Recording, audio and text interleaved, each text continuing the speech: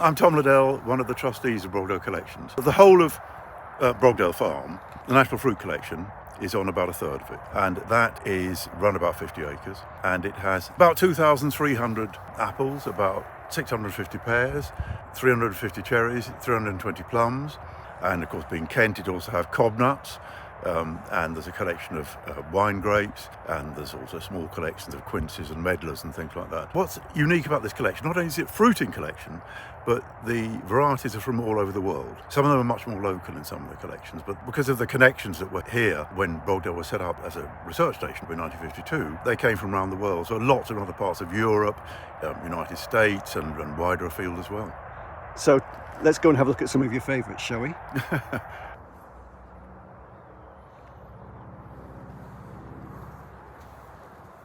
We're in the apple collection, which was replanted about 7 or 8 years ago, because it has to be on a cycle of, say, 25 years for apples, because the trees get old. And so we are now in part of the 2,300 varieties of apples which are in the National Fruit Collection. And how old does an apple tree actually last? Well, it depends on the stock, of course. You get huge apple trees, which are on their own roots, like, for example, the famous one, of course, of the original Bramley's seedling. But apple trees are not really that long-lived. When they're very close together on very dwarfing stocks, of course, they're really quite short-lived, maybe only 10 years. These ones, say 25 years, because the actual fruit production is not the main issue. The main issue is to keep the trees here so that the graftwood and budwood can be circulated anywhere who wants it around the world for research programs. Tell me about the russets. Well, the russets have got this sort of speckled, it's not speckled, it's all over. That's a russeting on the apple there. That sort of brownish flecks on it, slightly rough feel to it. There are many russets, absolutely delicious. This is Wheeler's russet, not quite ripe, but really promising. It's got that kind of rather smooth flesh to it underneath this rather rough, but not tough skin. And it's definitely going to develop a nice tang to it as it ripens. Ashmead's kernel, very famous, because it has this wonderful mixture of aromas in it when you bite into it. And it's quite extraordinary. An explosion of sort of different aromas you wouldn't normally think of as an apple. Well, here's one which I don't know, and we've simply got to try it and have a bite of it. It's called Pigeon Jerusalem. And if you look at the shape of it, you'll see it's got a very typical cat's head shape. And there's even an apple called cat's head. And it's that very pronounced look to it. So I suspect it's a seriously late apple, and it looks like it's going to be very sharp.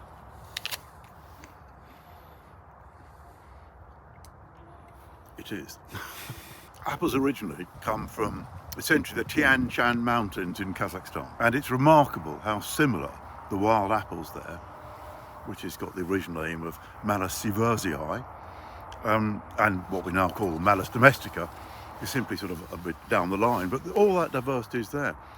The very early apples, the mid-season apples, and the late apples, for the simple reason that apples, eating apples, were originally this kind of size in the wild, and they evolved during the various ice ages against the Tian Shan Mountains, that they were eaten by mammals rather than all other apple malus species are eaten by birds.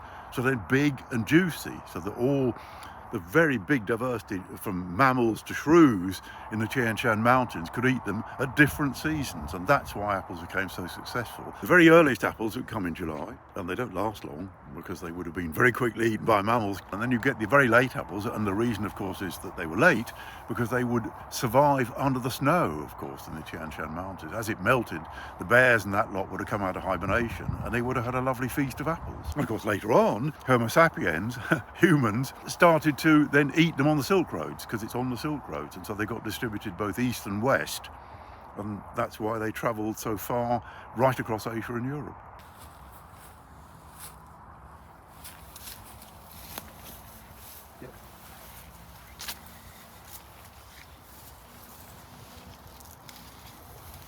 Yes, this one's Suntan, which is a fairly modern variety, and again, fairly late, keeps well. It's extremely firm now, so I don't remember exactly when it ripens. I'll take a bite.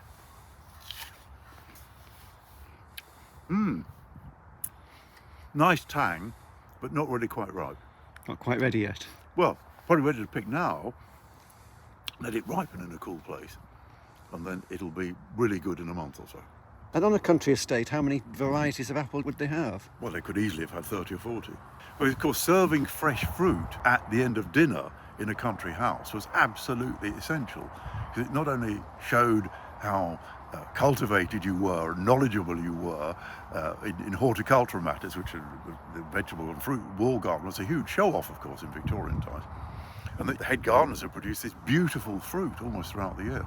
So this is a winter apple, and it's called winter banana. One thing is, even though it's not ripe, you can imagine that it might be a little bit banana-y as it ripens. Let's have a go. That's hard. It's nowhere near ready, and we're now mid-September nearly. But I have to say, Tom, I'm not getting a lot of banana here. Well, imagine you're a Victorian grandee and the flavours available to you were fairly limited, and the nuances of the apple flavours would have been an absolute joy. This one is Pitmaston pineapple, which is just an illustration of the difference of flavours which were appreciated in the 19th century, previous century, and also early 20th century, of course, when all the connoisseurs of fruit flavours were doing their stuff in the 20s and 30s. And this has a pineapple tang to it. It's very slightly cat's head shaped to it, very slightly. And it's sort of probably not quite ripe yet, so let's just try a bit. Oh, it crunched. You Juicy and crunchy. Juicy. Perfect modern supermarket variety, but it's got a thin skin, so it would bruise when being handled, and perhaps hasn't quite got the sort of look to say that's going to be an interesting apple. It's yellowish and green, little bit of russeting, speckled russeting on it, which is nice.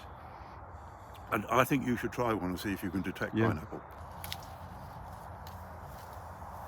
Quite small and very hard. Worry about my teeth again. Soft skin. Oh, I really like that. Oh, I am getting pineapple. I am getting pineapple.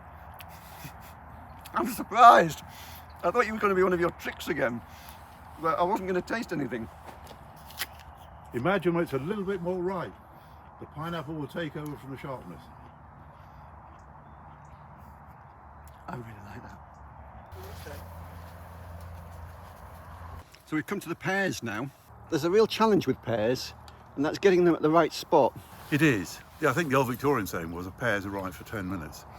They don't want to put people off, but they are really hard. And you don't realise it until they've gone brown and soft inside, gone to sleep. Yet when they're perfect, like we tried one back there, Merton, which would have been from one of the research stations, was absolutely delicious and juicy and watery. That gave an idea of why the Victorians would have enthused. And of course, particularly the French and Belgians, because modern pears and pears of that kind, which are smooth, which are beurre, buttery pears, were developed essentially in Belgium by a famous Belgian breeder. And that's what really took off. And before that, pears were, well, of course, in medieval times, pears were only for cooking. But there's a wonderful pear, Black Worcester, which isn't really black, but it's pretty dark, and is on the Worcester coat of arms. That is probably a medieval cooking pear. So your pears in Burgundy really are just a slightly more posher way of how pears would have been eaten. They would have been cooked. But the problem for people when they're buying pears in the supermarket, they often eat them and think they're so tasteless and don't like them. No, they normally want a bit of keeping. It's if it's a supermarket one, it's probably safe to keep it in room temperature, which is a bit warm for normal storage. You keep it at room temperature, and then when it just very slightly gives way under your thumb, gives way a lot, it's probably too ripe. When pears, and particularly the kind of ones that you'll find here, when they're properly unripe, they are really hard and they're really sharp as well.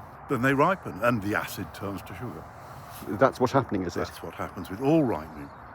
The acid turns to sugar.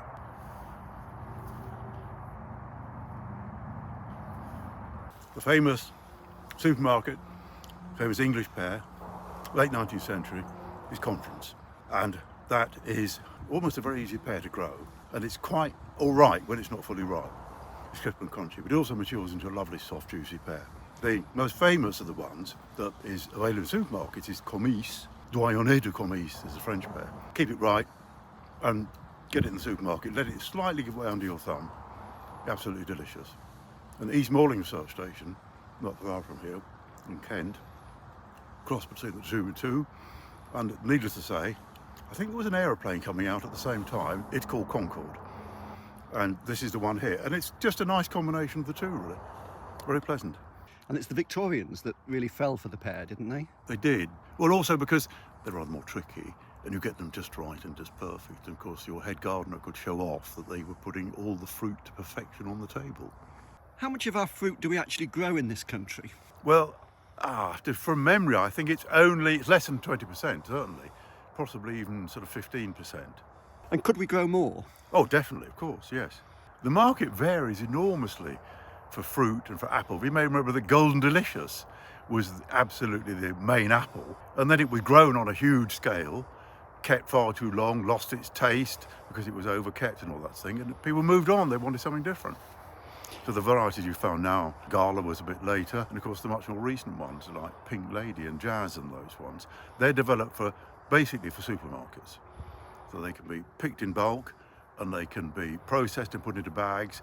They've got reasonably thick skin so they don't bruise and damage.